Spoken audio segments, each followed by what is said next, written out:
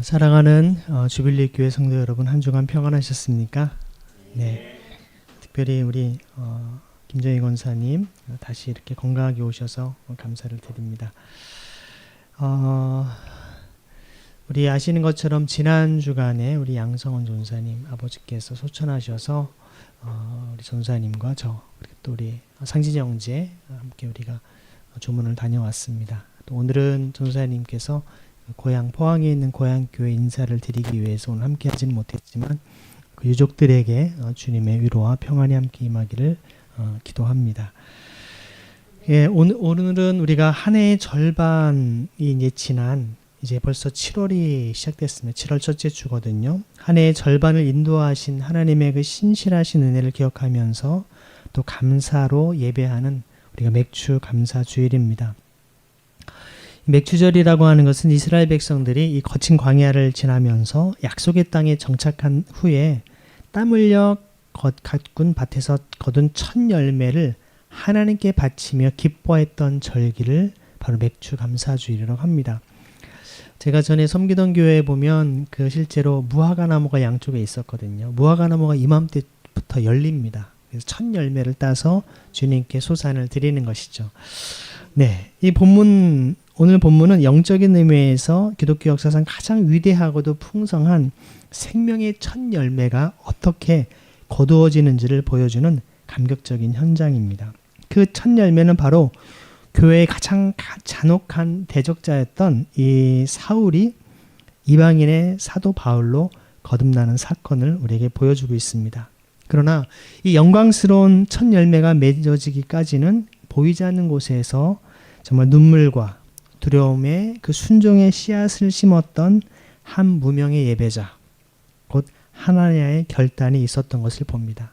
이 오늘 말씀을 통해서 우리의 닫힌 눈이 다시 열리고 성령으로 충만함을 덧입어서 이 주빌리 교회가 이 어두운 세상 속에 서서 정말 또 다른 하나냐가 되어 절망하는 이들을 살려내고 거룩한 생명의 통로로 쓰임받기를 간절히 축원합니다.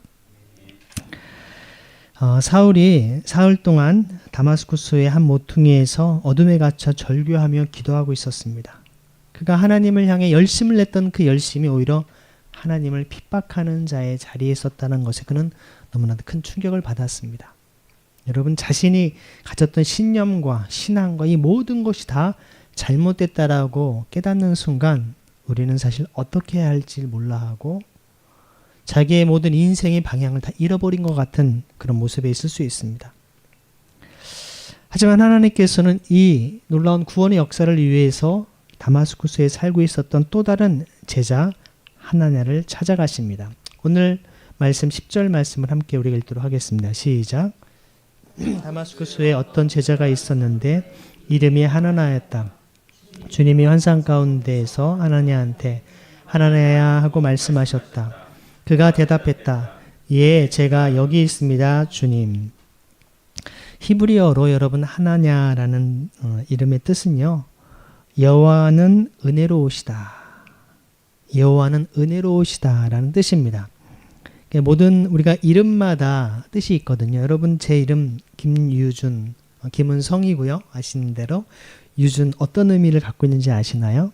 이번에 저희 미국에 계신 아버지를 이렇게 저희 사형제가 한 30년 만에 다시 만났을 때 아버지께서 이러저런 말씀 가운데 다시금 우리 형제들 사형제의 이름을 창준, 성준, 유준, 효준 이름의 뜻을 다시 한번 명확히 왜 그 이름을 지으셨는지 밝혀주셨습니다. 아버지께서 이름을 다 지어주셨어요. 저에게는 유준, 이게 법준자거든요. 법준자가 법이 있다.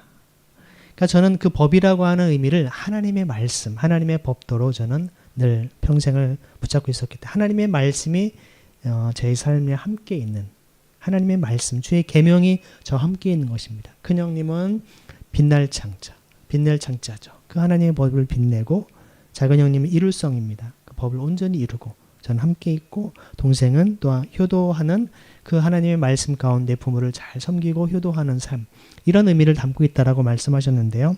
여러분도 각자의 이름이 그냥 주어진 것이 아닐 것입니다. 정말 여러분은 그냥 부모님이 지어주셨겠지 할 수 있겠지만 놀라운 사실은 하나님께서 그 사람의 이름을 부르신다라는 것입니다. 그것은 무엇을 말할까요? 하나님은 부모님 혹은 할아버지 할머니를 통해 지어진 그 이름을 그 부모를 통해서 조부모를 통해서 지어진 것이 아닌 창세전에 예배하신 그 이름을 바로 그 부모를 통해 허락해 주셨다라는 것입니다. 저도 제 큰딸 서연이 또 서진이를 이름을 지을 때 아내와 그렇게 기도를 했어요. 하나님께서 우리 가정에 정말 귀한 딸을 허락하셨는데 이 딸을 창세전부터 예배하신 그 이름이 무엇인지 알게 해 주옵소서. 그 믿음으로 나아갔던 것입니다. 제가 짓는 것이 아니라 하나님께서 이미 예배하신 것을 저에 깨달아 알게 하시고 그 믿음의 순종으로 그 뜻에 순종할 수 있는 우리의 가정 되게 해달라고 기도했던 것이죠. 주빌리 교회도 마찬가지입니다.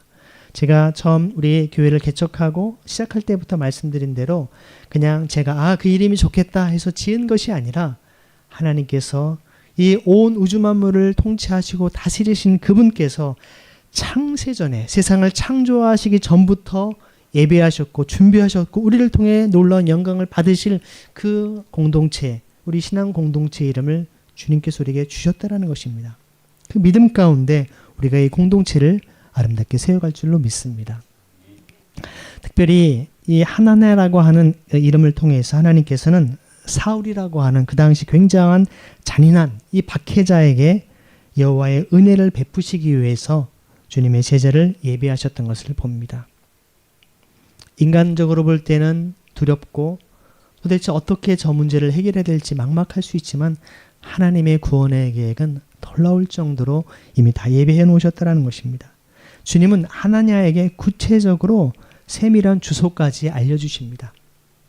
여기 서대문 종로구 율곡로 5길 19 이것이 저희 교회 주소인 것처럼 구체적으로 주님께서는 주소를 알려주시죠. 11절 말씀을 읽겠습니다. 시작. 주님이 하나냐한테 말씀하셨다. 일어나서 유세이야라 하는 거리로 가라. 유다의 집에서 이름이 사울인 타르수스 사람을 찾거라. 보라, 그가 기도하고 있다. 우리나라의 경우는 그렇지 않지만 미국만 가더라도요. 저희 어머니께서 이렇게 벌써 미국 생활을 하신 지 좀 오래되셔서 모든 이렇게 길을 이렇게 어떤 수직과 수평을 따라서 이렇게 딱 어떤 소위 에브뉴와 스트릿이라고 하는 이 어떤 딱딱 만나는 지점마다 정확히 이야기하면 어딘지 금방 알 수가 있거든요. 마찬가지로 실제로 주님께서도 이 고등길이라는 의미를 갖고 있는 유세이야 거기에 가서 그 마을에 그 거리에 실제로 그 유다의 집이라고 하는 곳에 찾으라고 얘기를 합니다. 금방 찾을 수 있다는 얘기입니다. 유세이야라고 번역된 이 고등길이라는 말은요. 이 다마스쿠스라고 하는 여러분 다메섹이라고 예전 성경에 기록되어 있었죠. 거기에 동쪽과 서쪽을 가르는 약 1.5km에 달하는 대도였습니다. 큰 길이었습니다. 사울은 지금 그 고등길에 있는 유다의 집에 머무르며 기도하는 중이었습니다. 하나님께서는 기도하는 사람을 통해서 역사하십니다. 하나님 기도 가운데 주님의 뜻을 이루십니다. 기도는 어찌 보면 가장 나약한 사람이 어쩔 수 없어 그냥 자기의 마음을 탄식하는 것에 불과한 것처럼 보일 수 있겠지만 루터의 표현에 의하면 하나님을 최고로 예배하는 최고의 경배와 경외의 표현이 바로 기도라는 것입니다. 인간적인 방법이 아니라 하나님께서 역사를 운행하고 다스리심을 고백하면서 주님께 모든 것을 맡기고 의탁하는 그 믿음의 행위가 바로 기도라는 것이죠. 우리는 여기에서 놀라운 신적인 신비, 하나님의 절대적인 주권과 통치를 목격하게 됩니다. 12절을 볼까요? 읽습니다. 시작. 그는 환상 가운데서 하나냐라는 이름의 남자가 들어와 자기에게 두 손을 얹어 안수하여 다시 보게 해주는 것을 보았다. 여러분, 하나님은 이미 사울에게 하나냐라는 사람이 들어와서 바로 두 손을 얹어 안수하고 눈을 뜨게 할 것이라는 환상을 보여주셨습니다. 아직 이루어지지 않았는데 미리 다 보여주신 것이죠. 놀라운 사실은 하나냐는 여러분 이 사울을 단 한 번도 만난 적도 없습니다. 가까이 가지도 않았습니다. 그 사람이 무슨 고민이 있는지 무슨 기도 제목이 있는지 듣지도 않았습니다. 근데 하나님께서는 그가 지금 어떤 환상을 보았는지를 다 말씀하고 계십니다. 놀랍지 않습니까? 이 장면은 여러분 구약 성경에 보면 요셉이라고 하는 인물이 이집트의 왕이 바로 바로가 꿈을 꿨는데 그 꿈꾼 것을 어떤 지혜자들이 풀어주기를 원하면서 얘기를 합니다. 근데 여러분 그 바로 왕이 어떻게 그것을 해석할 것을 요구했습니까? 거기에 한 가지 여러분 말씀을 기억해 보면 바로 왕이 그 당시 어떤 꿈과 해몽에 능한 사람들을 불러다가 내가 이러이러한 꿈을 꿨는데 이게 무슨 의미냐라고 말했습니까? 그렇게 하지 않았어요. 뭐라고 묻냐면 내가 무슨 꿈을 꾸었는지도 이야기하고 그 꿈의 의미를 다 해석해봐라. 여러분 사람이 보통 제가 이런 꿈을 꿨는데 그게 무슨 의미죠 하면 나름대로 해몽도 하고 이런 뜻일 것입니다 얘기할 수 있어요. 그런데 내가 무슨 꿈을 꿨는지 한번 설명하고 거기에 대한 의미까지 해석해라 하면 이거는 소위 말해서 신적인 능력을 덧입지 않고는 할 수 없는 일입니다. 여러분 다른 사람의 꿈꾼 것을 어떻게 우리가 인간이 알 수 있습니까? 영적인 세계를 우리가 어찌 다른 사람의 꿈까지 알 수 있냔 말이죠. 바로 이 정말 성령의 지혜로 완전히 다 내다보고 풀어냈던 거대한 사건처럼 요셉이 그랬던 것처럼 오늘 말씀도 하나냐가 성령으로 충만할 때 사울이 어떠한 꿈을 꾸고 있고 또 어떠한 하나님의 인도하심을 구할지를 이미 하나님은 하나냐를 통해 말씀하고 계신다는 것입니다. 여러분 하나님은 시간과 공간을 정말 가볍게 뛰어넘으시는 분이십니다. 배전사님과 함께 제가 포항에 오가면서 KTX를 타고 왔다 갔다 했거든요. 한 2시간 반 걸리더라고요. 가는데 오는데 한 5시간 됐습니다. 근데 제가 시차 적응도 좀 하고 하느라고 좀 이렇게 웬만하면 요즘에 그냥 다 좀 쉬고 예전 같은 막 작업을 했을 텐데 그냥 쉬면서 갔는데 그냥 문득 이 KTX가 한 270km 최대 보니까 뭐 300km까지는 안 가더라고. 한 260km, 270km를 달리더라고. 그래서 제가 역시 빠르다. 자동차 아무리 달려도 130km 이상 밟기 어렵거든요. 고속도로에서. 거의 2배 속도로 가는 거거든요. 실제로 차를 타고 오신 분들 한 6시간 걸렸다고 하더라고요. 그러니까 저희는 금방 왔죠. 다시 올라오는 길에 제가 이게 어떤 이렇게 빠르게 가는 속도를 제가 이렇게 생각해 보면서 문득 제가 이 지구가 여러분 자전을 하지 않습니까? 지구라고 하는 이 엄청난 그 지구 자체가 매일마다 한 바퀴씩 돌아요. 그럼 여러분 이 지구가 여러분 한 바퀴 돌려면 그냥 천천히 돌아가는 게 아니죠. 북극과 남극은 속도가 없겠지만 그냥 제자리에 도는 거지만 이 적도 지역은 여러분 엄청난 속도로 돌아가는 겁니다. 어느 정도 속도로 도는지 아세요? 시속 1650km로 돌아갑니다. 여러분 시속 1650km면 제가 미국에서 한국에 오갈 때 비행기 속도가 700km, 800km가 되더라고요. 시속. 그러니까 비행기가 그렇게 빠르게 가는 한 800km보다 2배 이상을 지구가 돌아가고 있습니다. 지금 여러분 자전되고 있어요. 여러분 이렇게 빠른데 우리가 지금 느껴집니까? KTX가 한 270km 가는데도 약간 물론 이렇게 자기 부상으로 떠서 가기 때문에 뭐 타크타크타크 하지는 않습니다. 하지만 약간의 미동과 이런 또 귀도 막 멍멍하고 그런 게 느껴지거든요. 근데 비행기 2배 속도로 지금 지구가 자전하고 있는데 여러분 못 느껴지지 않습니까? 하나님의 놀라운 은혜입니다. 더 놀라운 사실은 여러분 지구가 태양을 1년에 한 바퀴 돌지 않습니까? 자전을 하면서 태양을 공전합니다. 공전하는 속도는 여러분 얼마일까요? 여기부터는 엄청난 천문학적인 숫자들이 나오기 시작합니다. 정말 엄청난 속도로 돌고 있고요. 더 놀라운 사실이 태양계가 이 은하계 속에서 또 은하계의 중심을 통해 태양계가 돕니다. 이 속도는 엄청난 속도입니다. 제가 다 기억을 못하기 때문에 그런 은하계는 또 우주의 또 다른 은하 그 위에 단이라고 하는 더 큰 규모 거기를 또 돕니다. 점점 올라가고 우주 전체를 생각한다면 우리가 좀 빛보다 더 빠른 속도로 돌아가는 것 속에서의 은하계, 그 속의 태양계, 그 속의 지구 속에서 우리가 지금 이렇게 있다라는 것입니다. 제가 전사님께 이런 얘기를 했더니 우리가 이렇게 엄청난 속도 속에 지금 이렇게 평안이 있는 것이군요 라고 얘기하더라고요. 여러분, 그래서 사실 우리는 가만히 있으라 라고 하는 말이 있을 수가 없습니다. 지구 바깥에서 우리를 보면 지구에 있는 사람이 엄청나게 빠르게 돌아가고 정말 공존하고 있는 상황 속에 있는 겁니다. 누구도 가만히 있을 수 없습니다. 태양계 바깥에서 바라보면 더 엄청난 속도, 이런 것들을 기억해 본다면 여러분, 우리가 이렇게 엄청나게 하나님의 놀라운 이 창조의 질서 속에 우리가 이렇게 안전하고 건강하게 사는 것이 얼마나 놀라운 것인지 모릅니다. 이처럼 하나님은 이런 모든 시간과 공간, 이 모든 걸 초월하여서 계시는 전지전능하신 분이십니다. 다마스쿠 서쪽의 고등길에 있는 이 사울의 방과 하나냐가 머무는 또 다른 공간을 성령의 환상으로 완벽하게 접속을 시키시고 동기화시키고 계신 것입니다. 사랑하는 여러분, 역사의 주관자는 인간이 아닙니다.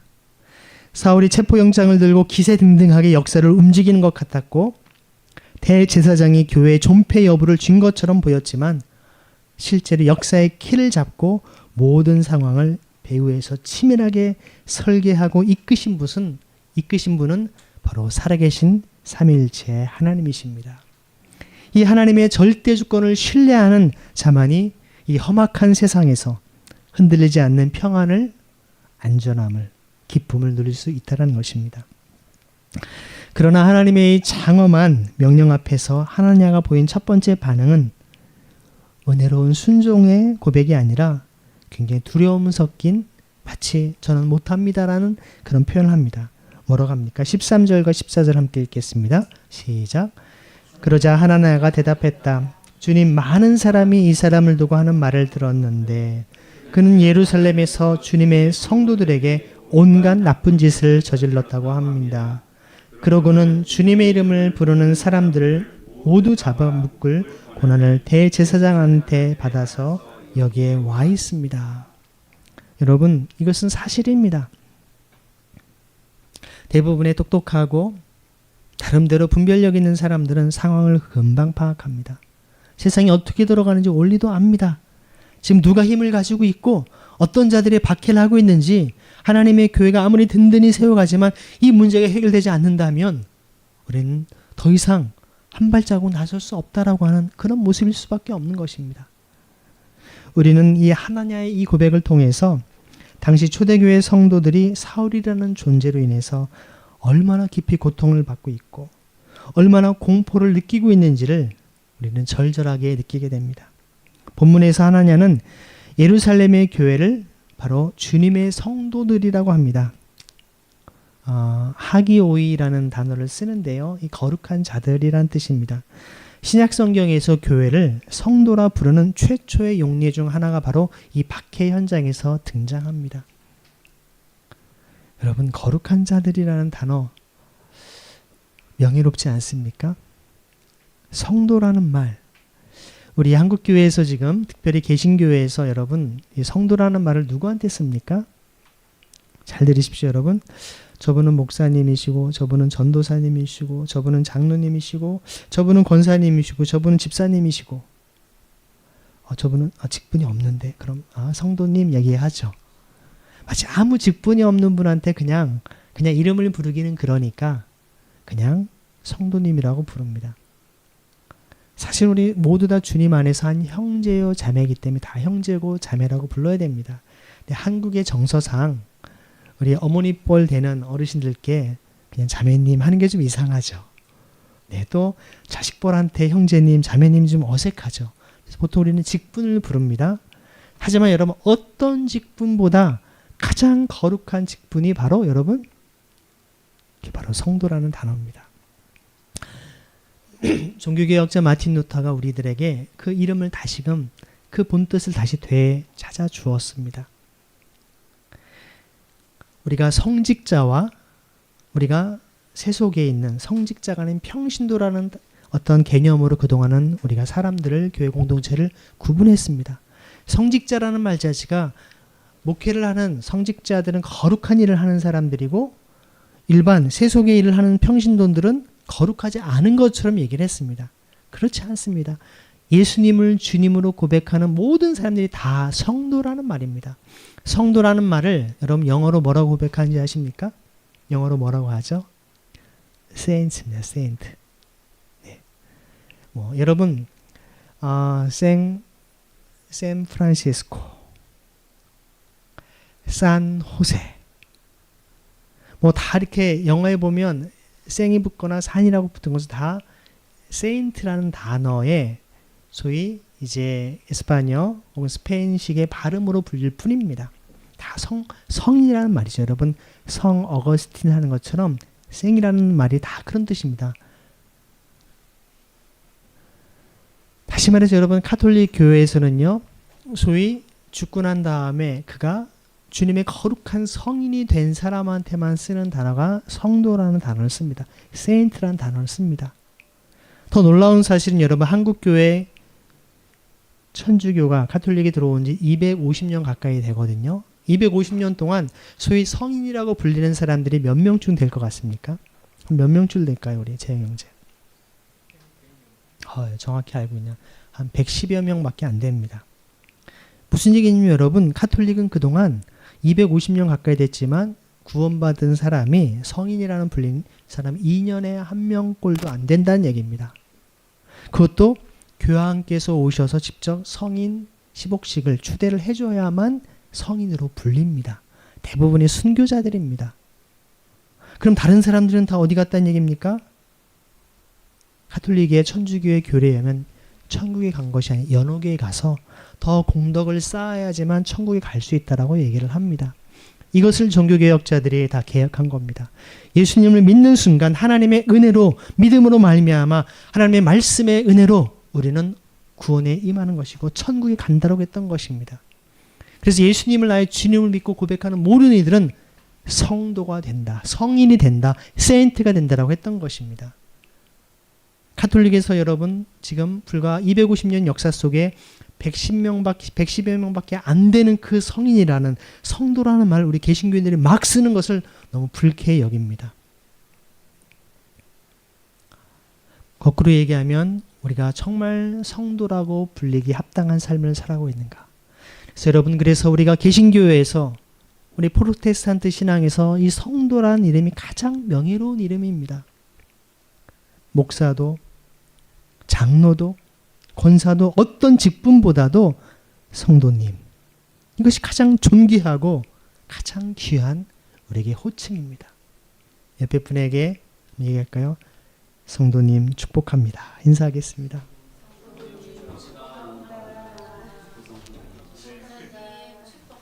네. 이 성도라는 말, 거룩하신 성령께서 우리 안에 함께 하시기 때문에 우리를 거룩히 변화시켜 주시는 것입니다. 우리는 연약하고 부족하지만 거룩한 성령님은 그분이 거룩할 뿐만 아니라 우리를 거룩하게 변화시키시는 분이기 때문에 그렇습니다. 것입니다. 그래서 사실 사울은 그 거룩한 성도들에게 예루살렘에서 온갖 나쁜 짓을 저질렀습니다. 스데반을 죽이는 일에 앞장섰고요. 남녀를 가리지 않고 예수를 믿는다는 이유로 감옥에 쳐넣었습니다. 교회를 문자 그대로 잔멸하려 했던 사탄의 하수인처럼 미쳐 날뛴 사람이 바로 사울이었습니다. 하지만 그는 하나님께 가장 충성된 신앙인으로 자처했던 것입니다. 그 무서운 학살자가 이제 다마스쿠스의 성도들까지 모조리 결박해 끌고 가기 위해 공문을 들고 도성에 단도했다라는 소문이 이 하나냐에게 들렸던 것입니다. 그에게 이 소식은 죽음과도 같은 두려움이었습니다. 언제 잡힐지 모르는 상황이죠. 하나냐의 두려움은 지극히 현실적이고 누가 봐도 정당한 것입니다. 하나님, 저 사람은 살인마입니다. 저 사람 손에 우리가 잘못 가다가는 제 목숨을 부지할 수가 없습니다. 그 사람한테 갔다가 저 죽으라는 말씀인가요? 우리는 하나님의 놀라운 말씀과 부르심 앞에 종종 우리의 연약함과 두려움을 목격합니다. 세상의 거대한 벽 앞에 나에게 닥칠 손해와 위험 앞에서 우리의 믿음은 한없이 작아집니다. 그러나 여러분 기억하십시오. 주님은 우리의 이 연약한 두려움을 꾸짖지 않으십니다. 하나냐가 자신의 솔직한 공포와 한계를 주님 앞에 쏟아놓았을 때 주님은 그를 설득하시면서 더 거대하고 위대한 계획으로 주님은 그를 부르시죠. 그래서 주님은 두려워하는 하나냐에게 거부할 수 없는 단호한 명령을 내리십니다. 15절 말씀 읽겠습니다. 시작. 주님이 하나냐에게 대답하셨다. 가라. 내가 선택한 그릇이 바로 이 사람이기 때문이다. 이 사람은 민족들과 임금들과 이스라엘 사람들 앞에서 내 이름을 알려야 한다. 여러분, 마치 모세를 부르신 하나님께서 바로 여기에 가서 내 백성을 하는 나를 예배케 하라 말씀하시니까, 하나님, 저는 이 마른 막대기 같은 80이 넘은 노인 내가 무슨 일을 하겠습니까? 라고 얘기하지 않습니까? 그 거룩한, 엄청난 그 군대를 이끌고 있는 군주이고 절대 주권을 가지고 있는 저 정말 바로왕 앞에 제가 어찌 이 백성을, 히브리 민족을 끌어낼 수 있단 말입니까? 했었던 이 모세의 심정과 다르지 않았던 것입니다. 여기에서 여러분, 기독교 역사상 가장 유명한 바울의 정체성이 선포됩니다. 내가 선택한 그릇이라고 하는 말씀이죠. 하나님, 내가 선택한 그릇을 부르기 위해서 가라는 것입니다. 주님은 때로 여러분을 통해서 하나님의 일꾼들을 불러내는 그 거룩한 사명으로 여러분을 부르십니다. 너희는 가서 모든 민족으로 제자를 삼으라고 말씀하십니다. 끊임없이 복음의 깃발을 들고 복음의 생명을 들고 우리는 세상 곳곳으로 들어가야 됩니다. 지금도 주의 말씀을 필요로 하는 사람들에게 가야 하는 것이죠. 여기 헬라어 원어는요, 선택의 그릇이라고 하는 뜻을 가지고 있습니다. 그릇은 스스로 가치를 결정하지 못합니다. 그릇의 가치는 그 그릇이 무엇으로 만들어졌느냐가 아닙니다. 그 안에 무엇을 담느냐에 의해서 결정되는 것이죠. 여러분, 아무리 황금으로 만든 그릇이라 할지라도 거기에 쓰레기를 담으면 쓰레기통입니다. 하지만 진흙으로 구운 그냥 보잘것없는 그릇이라 할지라도 거기에 보석을 담으면 보석 그릇이 되는 것이죠. 중요한 것은 이것이 어떤 재질로 어떤 그릇이냐가 중요한 것이 아니라 주님이 쓰시기에 깨끗이 비워져 있느냐가 중요한 것입니다. 여러분, 집에 귀한 손님이 왔습니다. 찬장을 열어서 손님을 대접을 해야 되는데 아무리 좋은 그릇이라 할지라도 이게 뭔가 더러운 것이 가득 묻어 있으면 꺼내지 못합니다. 비록 그보다 못한다 할지라도 깨끗한 그릇을 먼저 꺼내서 거기에 음식을 담지 않겠습니까? 여러분, 사울은 비록 핍박과 살기라는 더러운 오물로 가득 찬 흙그릇이었지만 이제 만군의 여호와 하나님께서 그분의 이름을 담는 예수 그리스도의 이름을 전하는 이방인의 사도로 그를 사용하기 위해서 가장 고귀한 선택된 그릇으로 쓰임 받을 것이라고 선언한 것입니다. 그런데 그 찬란한 부르심의 이면에는 충격적인 선언이 따릅니다. 무엇입니까? 16절 함께 읽겠습니다. 시작. 그가 내 이름을 위해 겪어야 할 온갖 일을 내가 직접 그에게 보여줄 것이다. 기도 가운데 그는 하나냐가 와서 자신에게 두 손을 얹어 안수한다라고 한, 그래서 눈을 뜰 것이라는 것도 보여주셨지만 이제 예수님을 위해서, 복음을 위해서, 하나님 나라를 위해서 어떠한 고난을 당할 것인지도 그는 미리 주님께서 보게 해 주셨다라는 것입니다. 모르고 하는 것이 아니었습니다. 바울에게 주어진 사명의 길은 주님이 이미 다 보여주신 것이죠. 하지만 우리에게 닥칠 고난과 역경이 아무리 크다 할지라도 나를 부르신 그 하나님의 그 은혜와 사랑이, 그분이 어떠한 분이신지를 우리는 깨닫고 안다면, 그분을 위해서라면 내 이 한 몸, 내 목숨, 내 모든 것 기꺼이 드릴 수 있다라고 고백하는 것 아니겠습니까? 세상의 종교는 신을 만나면 복을 받고 고난을 피해서 성공 가도를 달린다고 합니다. 그러나 부활의 주님이 사울을 부르심에 약속하신 미래는 죄송하지만 성공이 아니라 고난이었습니다. 여기에서 겪어야 할 온갖 일의 원어적인 의미는 받아야 할 고난이란 뜻입니다. 이것은 끔찍한 형벌이 아니라 그에게는 오히려 고귀한 특권인 것입니다. 주님의 제자들을 결박하고 고통스럽게 만들던 자가 이제는 거꾸로 주님의 이름을 위해서 스스로 그 고난의 자리에 동참하는 가장 영광스러운 증인의 삶을 살게 될 것이라고 하는 엄숙한 예고였습니다. 하나냐는 이 절대적인 말씀 앞에 자신의 두려움을 꺾어야 했습니다. 너가 지금 저 사울에게 가는 것을 두려워하느냐? 그 역시도 그 이상의 엄청난 고난을 겪을 것을 내가 보여줄 것이다. 주님을 따르는 길은요, 십자가를 짊어지는 길입니다. 십자가를 짊어지는 길은 결코 화려한 성공의 자리가 아니라는 것이죠. 하나냐는 이 절대적인 하나님의 말씀 앞에 자신의 두려움을 꺾었고 그리고 일어났습니다. 말씀에 순종할 때 인간의 두려움은 하나님의 구원의 역사를 이루는 거룩한 도구로 변화된다는 것입니다. 상황 바꾼 것이 하나도 없습니다. 네, 믿음으로 그를 새롭게 하신 것이죠. 순종하여 일어선 하나냐가 마침내 곧은 길에 있는 유다의 길로 도착합니다. 그리고 사울에게 손을 얹어서 인류 역사상 가장 아름답고 감동적인 위대한 선포를 합니다. 여러분, 제가 예전에 지난 여름이었나요? 겨울이었나요? TLM이라고 하는 토탈 라이프 매니지먼트 했던 거 기억나나요? 그때 제가 여러분에게 잠깐 얘기했었는데 혹시 기억하는 분이 있는지 모르겠습니다. 제 인생의 약속의 말씀이 무엇인지 아냐고.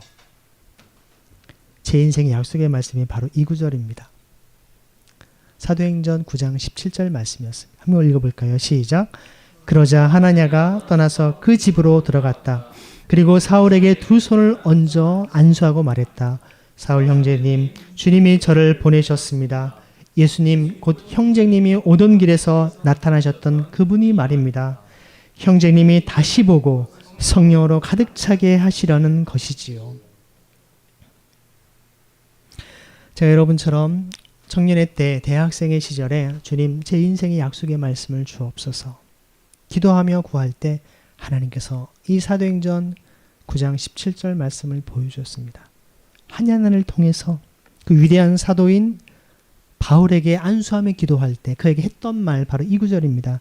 형제님이 다시 보고 성령으로 가득 차게 하시려는 것이죠. 그래서 저는 이 말씀을 붙잡고 주님, 제 인생을 통해 영적인 어둠에 있는 자들에게 그들에게 다시금 빛을 보게 하시고 영광이 비치신 주님을 바라보게 하시고 그들이 성령으로 충만케 할 수 있도록 저를 사용하여 주옵소서. 제 인생의 약속의 말씀입니다. 제가 목회를 하는 이유이기도 합니다. 왜 목회를 하십니까? 라고 묻는다면 저는 이 말씀으로 그동안 답변을 해왔습니다. 사울은 아직 예수님의 이름으로 세례를 받지 않았습니다. 여전히 그의 손에는 교회를 파괴하려던 잔혹한 살인자의 피가 묻어 있었습니다.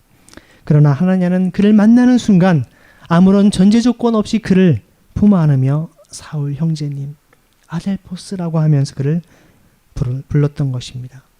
이 단 한마디의 포용과 용서가 사울의 얼어붙었던 심장을 녹아내린 것이죠. 그는 얼마나 많은 크리스찬들을 박해했습니까? 어찌 그가 형제라는 말을 들을 수 있었겠습니까?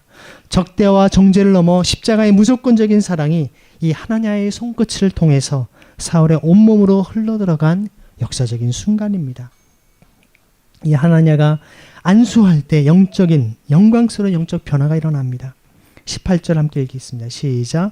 그러자 곧바로 사울의 두 눈에서 비늘 같은 것들이 떨어져 나갔다. 사울이 다시 보게 되었고 일어나서 세례를 받았다. 여기에서 비늘로 번역된 헬라어 레피데스라고 하는 단어는 물고기 비닐이나 껍질을 의미합니다. 사울은 스스로 온 세상의 진리와 율법을 가장 명확히 보고 있다고 자부했던 사람입니다.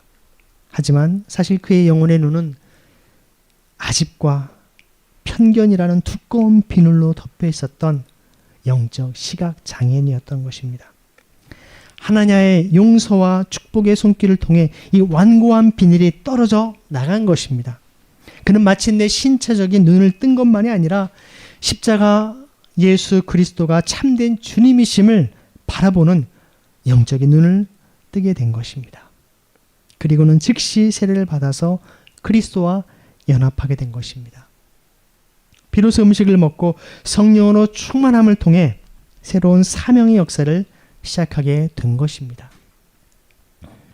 사랑하는 여러분, 특별히 사랑하는 성도 여러분, 오늘 다마스쿠스의 고등길에서 펼쳐진 이 하나냐와 사울의 만남은 오늘을 살아가는 우리 모두를 향한 심장이 터질 것 같은 위대한 결단을 요구합니다. 첫 번째, 극적인 다마스쿠스의 회심을 경험한 이들을 향해서 뭐라고 얘기합니까? 우리의 삶 가운데에서도 사울처럼 세상의 명예와 정욕 혹은 내 뜻이 옳다고 완고히 자기 확신을 향해서 살기 등등하게 달려가다 인생의 처절한 낭떠러지 끝에서 부활의 주님을 만나 완전히 고꾸라졌던 분들이 여기 가운데 계실 것입니다. 내 고집과 교만이 완전히 부서지는 이 사흘의 어두운 침묵 속에서 오직 주님의 절대적인 손에 이끌려 새로운 삶을 부여받은 분들이 계신다라는 것이죠. 그렇다면 오늘 주님은 여러분에게 질문하십니다. 너는 내 이름을 위해 기꺼이 고난을 감당하는 선택한 그릇으로 살아가고 있느냐? 내 상처와 아픈 과거가 이제는 다른 눈먼 영혼들을 치료하는 은혜의 도구로 사용되고 있느냐? 라고 주님은 질문하십니다. 여러분의 깨어진 마음과 고통의 흔적들은 이제 예수 그리스도의 거룩한 흉터가 흔적이 되어야 할 것입니다. 주님 앞에 무릎을 꿇어 결단해야 될 것입니다. 주님, 저를 주님의 선택한 그릇으로 마음껏 사용하여 주옵소서. 두 번째는 어려서부터 자연스럽게 신앙에 스며든 이들을 향해서 주님은 말씀하십니다. 오늘 예배하는 여러분 가운데 특별히 모태신앙으로 오랜 세월 묵묵히 교회를 섬겨오신 분들이 많을 것입니다. 사울처럼 밤하늘을 찢는 번개 같은 극적인 체험이 없는 분들이 훨씬 많을 것입니다. 부모의 기도로 자연스러운 신앙이 스며들었기 때문에 마음 한구석에 왜 내게는 저런 드라마틱한 사건이 없을까? 어찌 보면 미지근한 타성에 젖은 자신의 모습을 거기에 뭔가 여러분들이 낙심하였을지도 모르겠습니다. 그러나 잊지 마십시오, 여러분. 사울을 소위 바울되게 한 히브리식 이름인 사울이 헬라식 이름, 바로 헬라인의 사도로, 이방인의 사도로 부름받은 이 바울되게 한 것은 다마스쿠스의 극적인 빛이었지만 그 바울을 품어주는 또 온전한 사역자로 눈뜨게 한 사람은 바로 하나냐였습니다. 날마다 하나님의 음성에 귀 기울이며 기도로 동행했던 평범하지만 깊이 스며든 신앙의 소유자였던 것입니다. 디모데처럼 어린 시절부터 성경을 배우고 신앙의 인격 속에 잔잔히 녹아들은 이 하나냐가 없었다면 결코 사울은 결코 따뜻한 교회의 품으로 돌아올 수가 없었을 것입니다. 하나님은 각자 주어진 모습대로 우리를 사용하십니다. 우리의 신앙이 익숙함이라고 하는 종교적 타성에 젖어들 때 우리 역시 눈을 뜨고 있으나 하나님의 영광을 보지 못하고 이웃을 미워하는 정죄하는 눈먼 사울이 되기가 쉽습니다.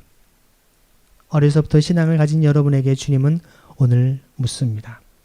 너는 매일 아침 내 삶의 자리에서 영혼의 비닐을 벗겨내고 있느냐? 내 심령은 진정 성령으로 가득 차 있느냐?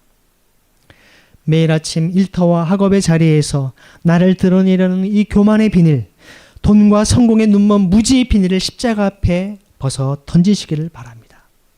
날마다 성령으로 충만함을 입어 세상 속에 절망하는 이들의 다친 영안을 열어주고 상처받은 청년들을 용서로 품어안는 이 시대의 진정한 하나냐로 살아가기를 결단하시기를 바랍니다. 하나냐는 이 두려움을 이기고 나아가 사울에게 안수를 했던 것입니다. 그랬을 때 이 사도 바울은 어떻게 됩니까? 함께 읽겠습니다. 시작. 그리고 음식을 받아 먹고 다시 힘을 얻었다. 사울이 다마스쿠스에 있는 제자들과 함께 며칠을 보냈다. 바로 교회를 죽이려고 했던 학살자 이 하나냐의 손길을 통해 사울 형제님이라는 사랑을 경험했고 눈의 비늘이 벗겨져서 다시 보게 되었을 뿐만 아니라 성령으로 가득 차게 되었습니다. 사랑하는 성도 여러분, 오늘날 세상은 끊임없이 돈과 성공에 눈이 멀어 영적 장애인이 된 채 방황하게 우리를 이끕니다. 스스로 가장 똑똑하고 합리적으로 살아가고 있다고 자랑하지만 실제로 영혼의 눈이 비늘로 단단히 덮여 아무것도 보지 못하는 눈먼 사울의 시대를 살아가고 있지 않습니까? 이 어두운 시대 속에서, 이 어두운 세상 속에서 여러분은 어떤 크리스찬으로 살아가야겠습니까? 상처받고 눈물로 신음하는 이들을 향해서 사울 형제님이라고 부르며 무조건적인 용서와 사랑의 손을 내미는 하나님과 같은 믿음의 공동체가 되어야 되지 않겠습니까? 이번 한 주간 우리가 보냄을 받은 우리의 가정, 여러분의 캠퍼스와 직장에서 우리의 이기적인 욕망과 편견의 비늘을 완전히 벗겨내고 주님 앞에 쓰러질 수 있기를 원합니다. 그래서 우리를 통해서 고통받는 이웃이 다시금 영적인 눈을 뜨고 성령으로 충만해지는 대희년의 회복의 역사, 그 첫 열매를 거두는 복된 주빌리교회 모든 성도들, 청년들 여러분의 삶이 되기를 간절히 소망합니다.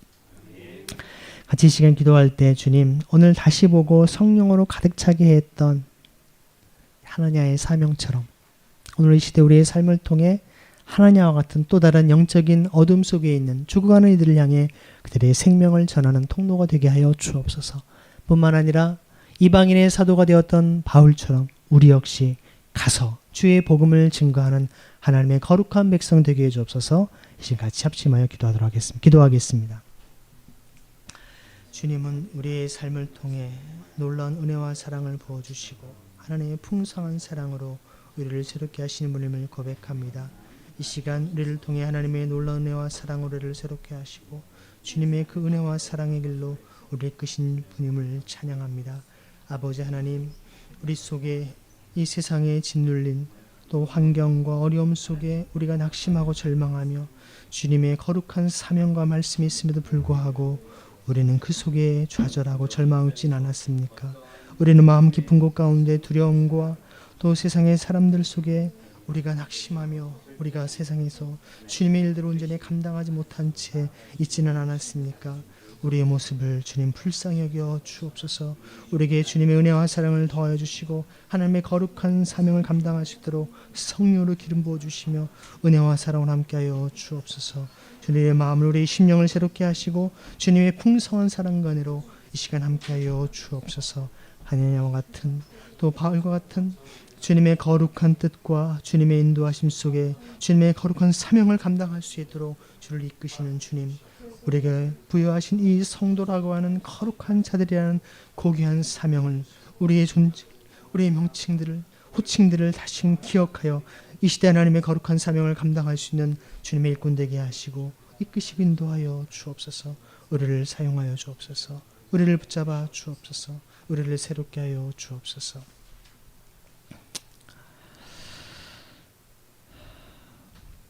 온 역사를 주관하시는 하나님 아버지, 지난 한 해 동안 우리의 삶을 신실하게 인도하시고 오늘 주일 예배를 통해 풍성한 은혜로 예배케 하신 주님을 찬양합니다.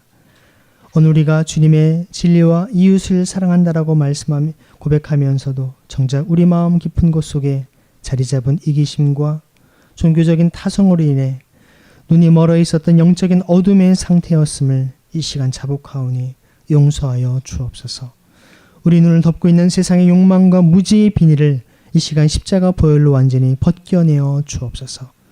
두려움을 뚫고 사울을 향해 나아가 온전하게 축복했던 하나냐의 순종처럼 우리 주빌리 교회가 상처받고 황황하는 이 시대 수많은 이웃들과 청년들을 품어안는 사랑의 통로가 되게 하여 주옵소서.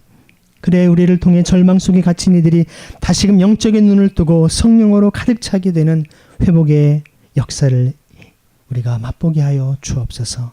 오늘 우리 모두 예수 그리스도의 이름을 열방 가운데 증언하는 내가 선택한 그릇으로 온전히 쓰임받게 하여 주옵소서. 우리를 눈뜨게 하시고 참된 영광을 보게 하시는 우리 주 예수 그리스도의 이름으로 감사하며 기도드립니다. 아멘. 다 함께 사도신경으로 우리의 신앙을 주님께 고백하겠습니다. 나는 전능하신 아버지 하나님,